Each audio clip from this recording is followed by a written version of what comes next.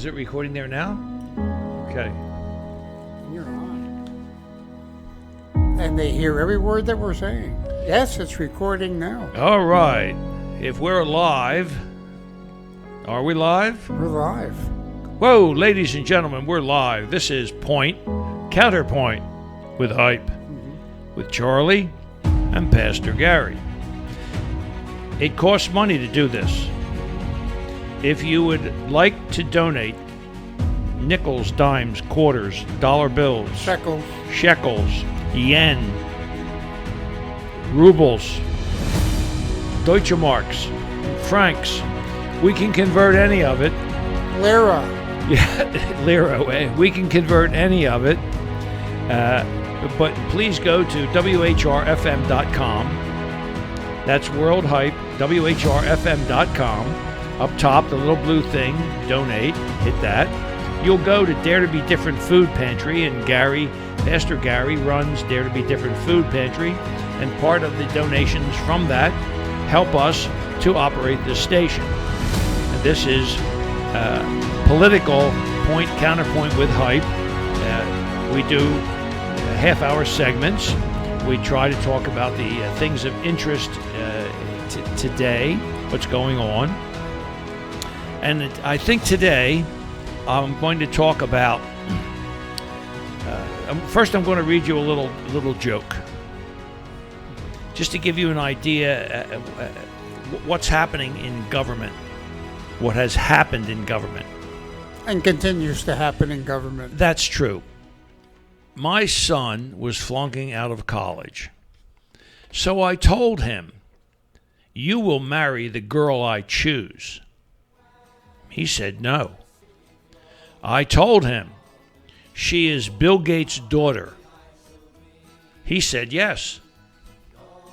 I called Bill Gates and said, "I want your daughter to marry my son."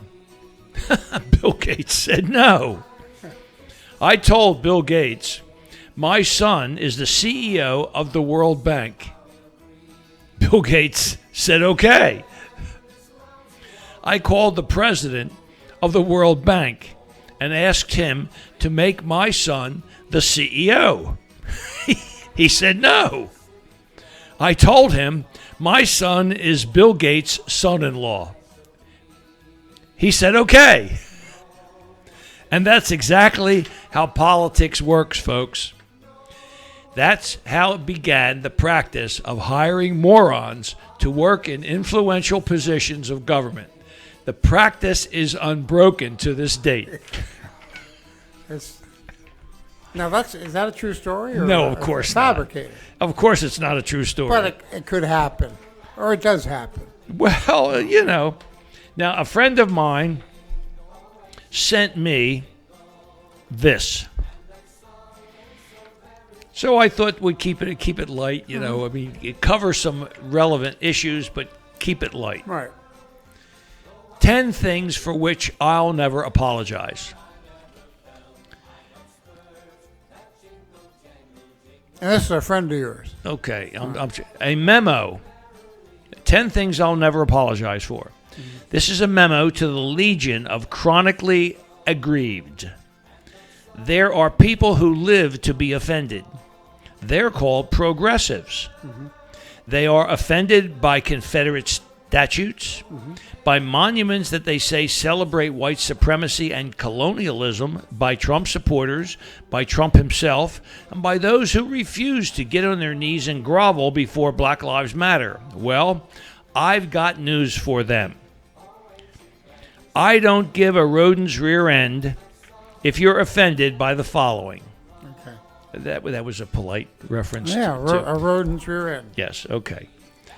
I'm white. I don't feel guilty about slavery, segregation, the Trail of Tears, or the treatment of Chinese railroad workers because, now get this, I didn't have anything to do with any of that. I'm no more responsible for these injustices than the Indian of today is responsible for the Black Hole of Calcutta.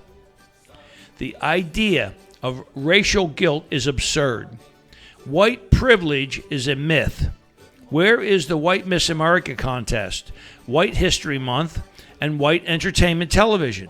Where are the quotas and set-asides for Caucasians? I love America.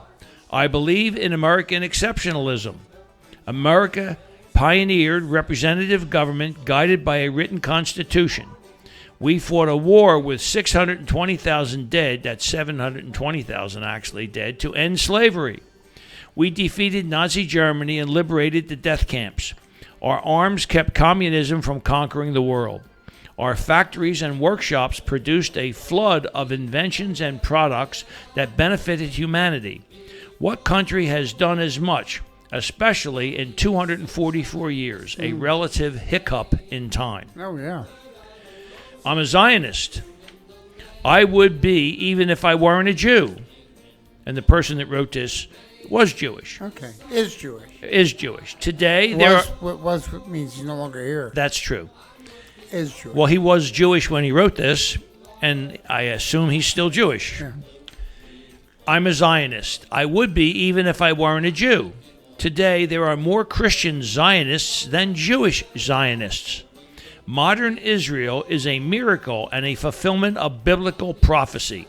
Israel is a beleaguered outpost of civilization in a savage region and a bulwark against the forces of darkness. Mm-hmm. My heroes include George Washington, Andrew Jackson, Abraham Lincoln, and Teddy Roosevelt. Washington and Lincoln were indispensable men. Washington defeated the greatest army on earth and led our country for the first quarter century of its existence. Lincoln saved the Union and inspired generations with his rhetoric.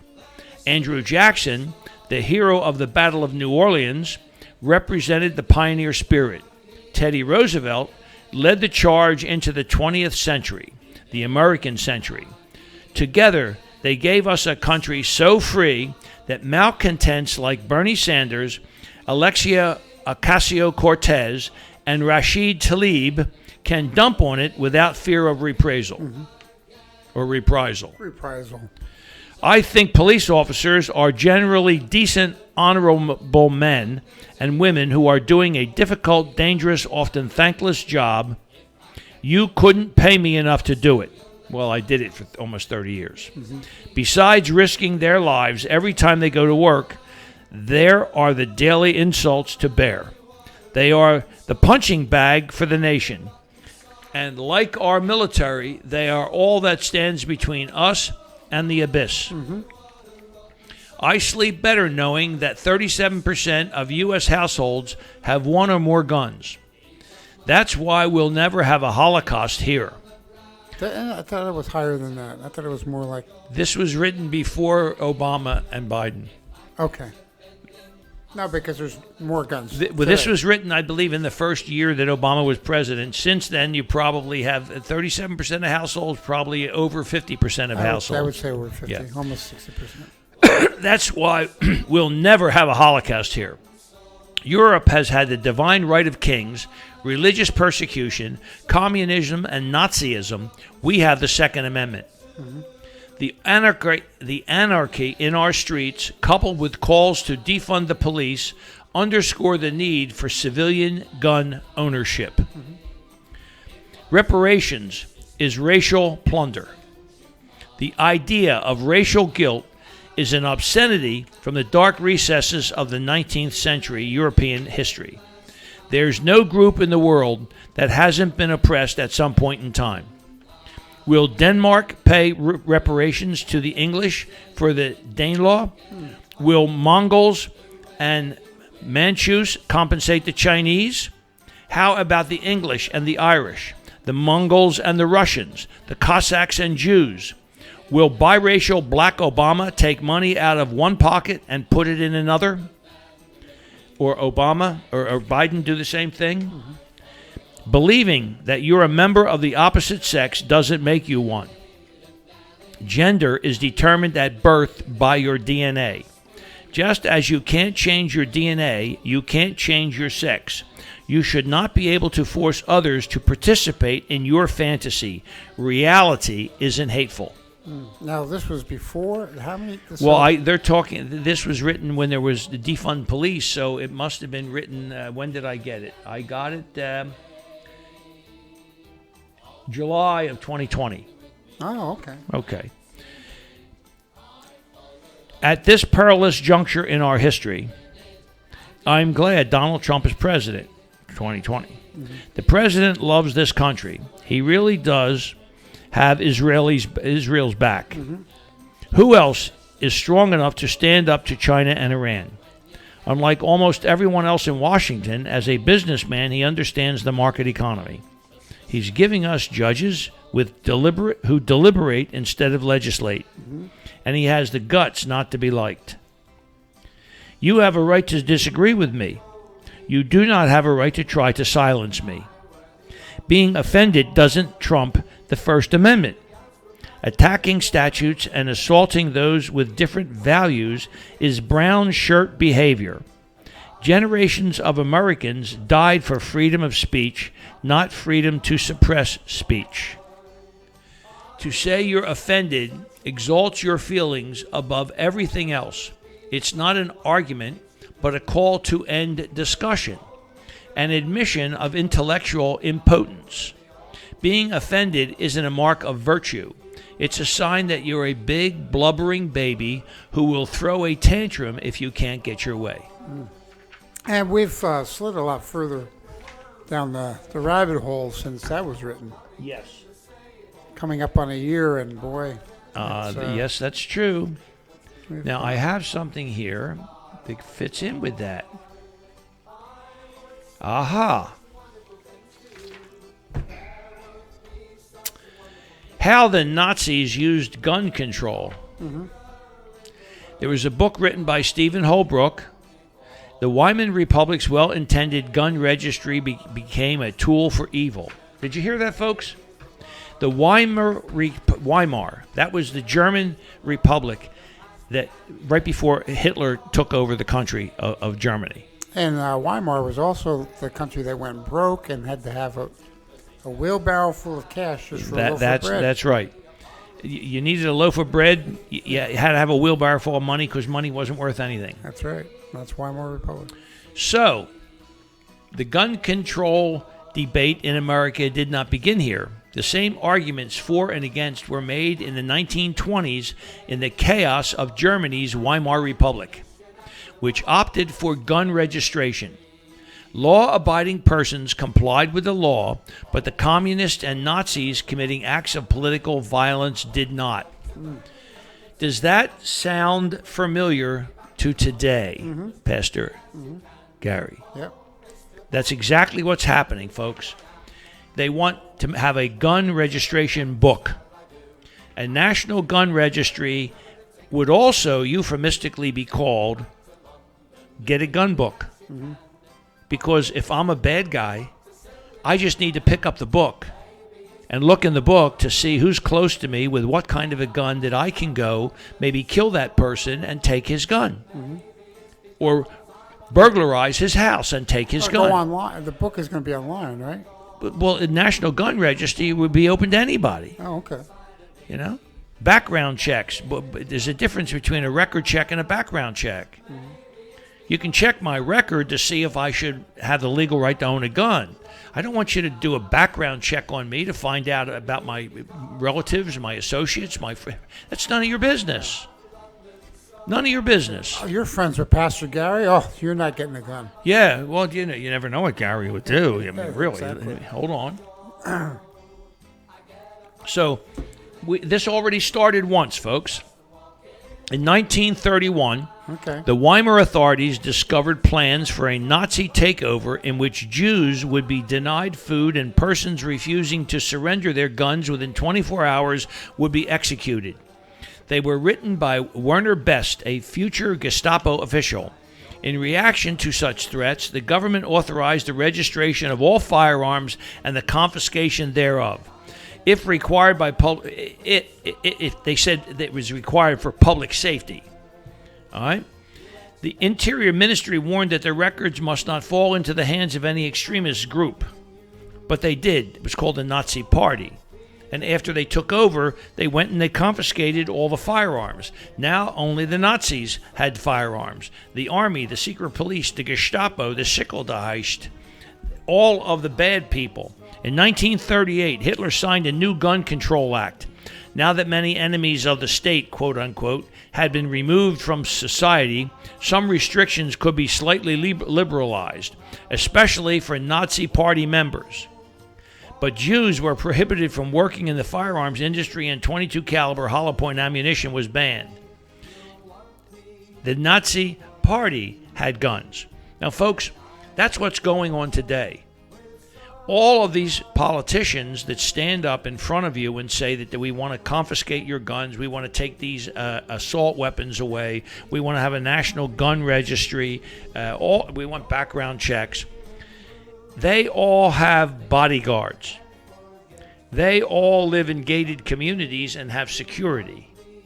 They all have the Capitol Police guarding them, shooting people who trespass.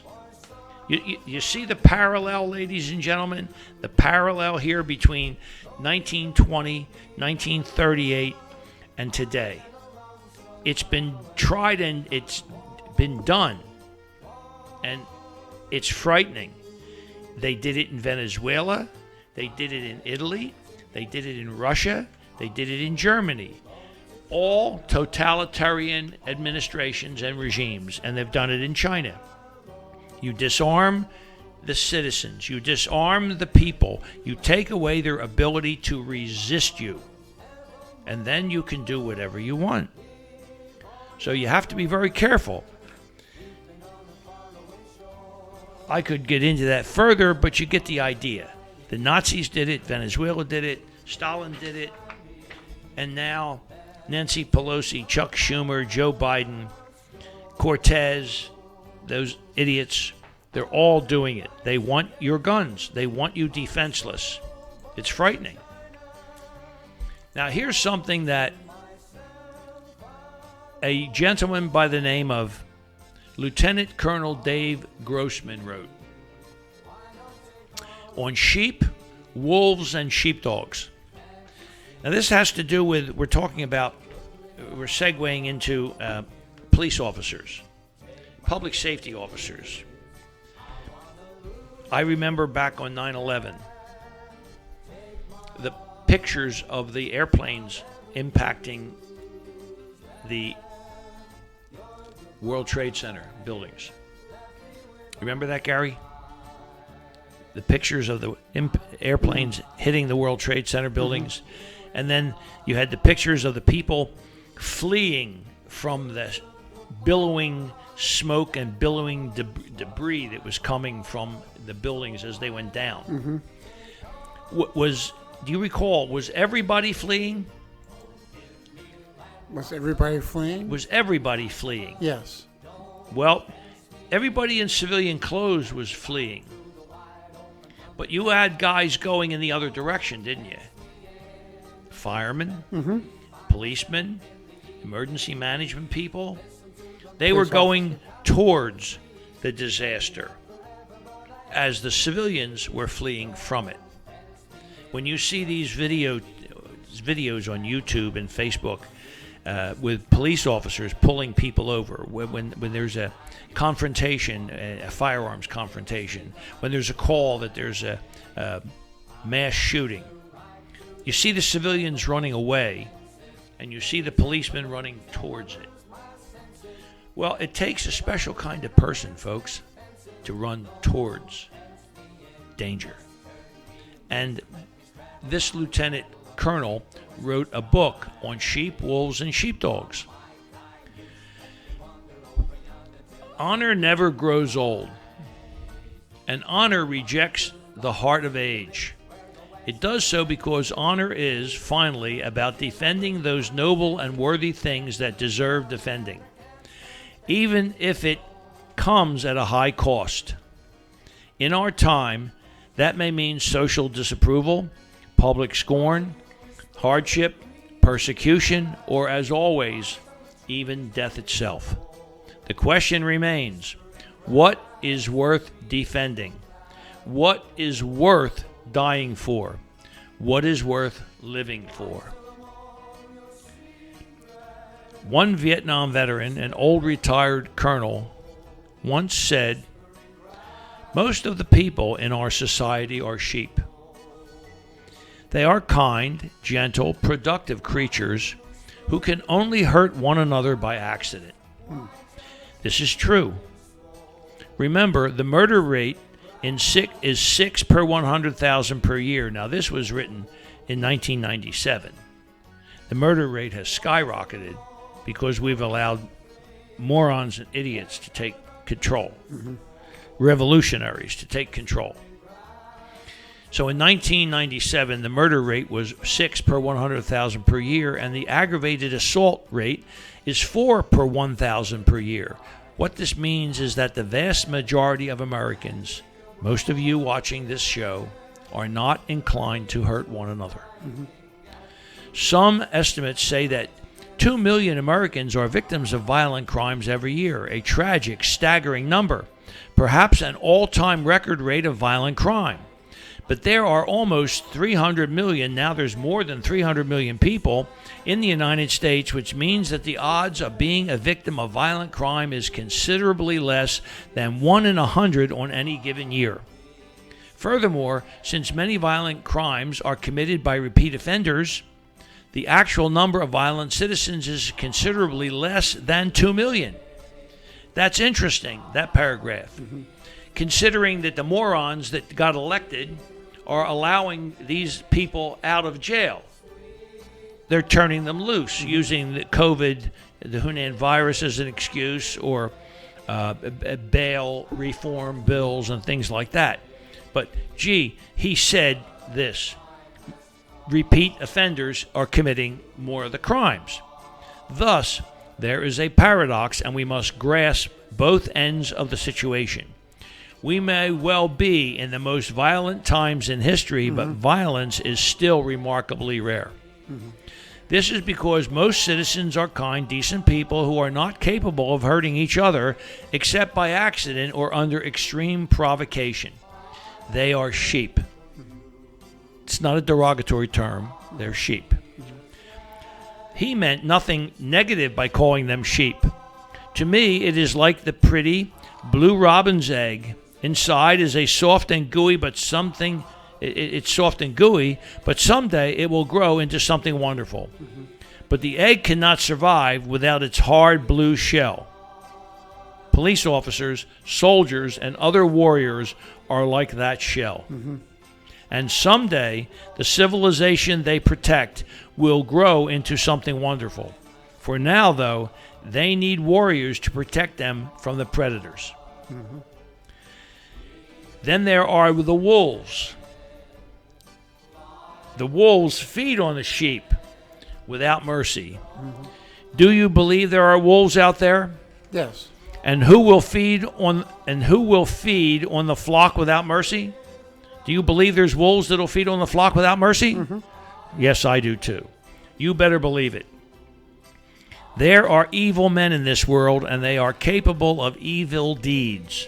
The moment you forget that or pretend it is not so, you become a sheep. There is no safety in denial. Then there are sheepdogs. I'm personally a sheepdog. You're a sheepdog? Okay. Yeah, I spent close to 30 years in law enforcement and 6 years in the Marine Corps. I would class me as a sheepdog. Okay. I'm the guy that runs toward someone screaming for police. Yeah. I'm the guy that runs toward someone who's shooting the gun. I'm the guy who runs toward the sound of guns, where the sheep run away. I live to protect the flock and confront the wolf. Or, as a sign in one California law enforcement agency put it, we intimidate those who intimidate others.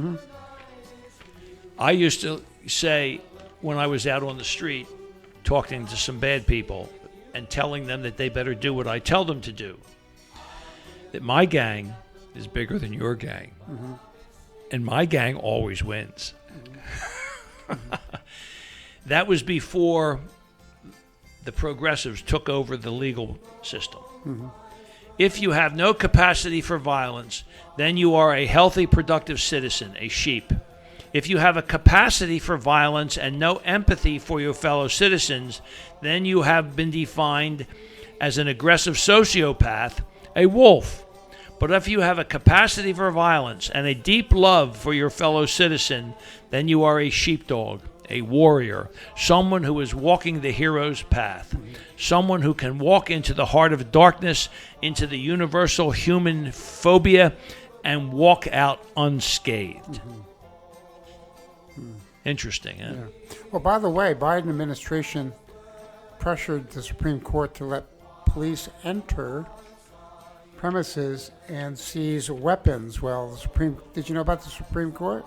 Well, the Supreme Court ruled warrantless home gun. Yeah, it's called what's called the red flag rule. Is unconstitutional. 9-0. Yeah. When was the last time we saw 9-0? Well, that was a 9-0, and you mean to tell me the Biden administration got them to reverse their decision? No.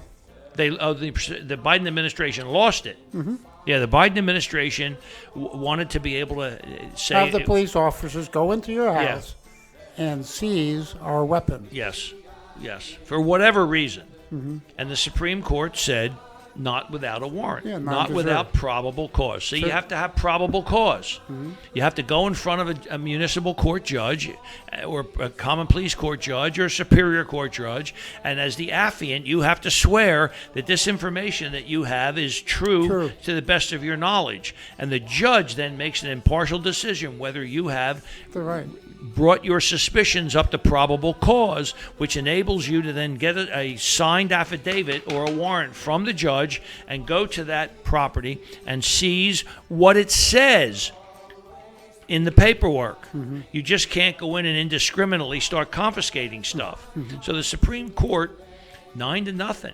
How about that? Justice Clarence Thomas wrote the unanimous opinion. Whoa. we know that's conservative. Yeah, for Supreme Court, stating law enforcement can execute